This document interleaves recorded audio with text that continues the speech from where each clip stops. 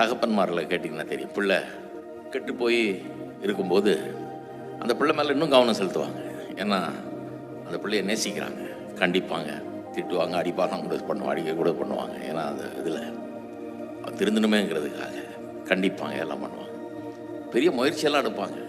அதையும் இதையும் விற்று எதையாவது பண்ணி முன்னேற வைக்கிறதுக்கு ஏதாவது பண்ணணுமே அப்படின்னு பண்ணுவாங்க. டியூஷனில் சேர்த்து விட்டு இங்கே படிக்க வச்சு அங்கே படிக்க வச்சு என்னெல்லாம் பண்ணணுமோ அவனுக்காக எல்லாத்தையும் பண்ணுவாங்க.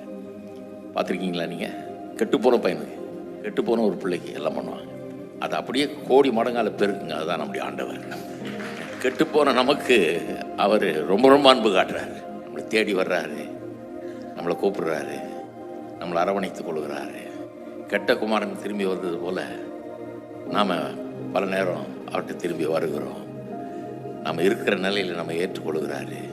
குறைகளோடு கூட நம்மளை ஏற்றுக்கொள்கிறாரு. குறைகளை எல்லாம் மாற்ற வல்லவர் அவர். அதெல்லாம் நல்லா மாற்றி நம்மளை சிறப்பாகனவர்களாக மாற்ற முடியும் அவரால். அது தெரிஞ்சு தான் அவர் செய்கிறாரு. பரவாயில்ல, நீ இப்படியே இருந்துக்கோ, பரவாயில்ல, நான் அட்ஜஸ்ட் பண்ணிக்கிறேன்னு சொல்கிறாரு.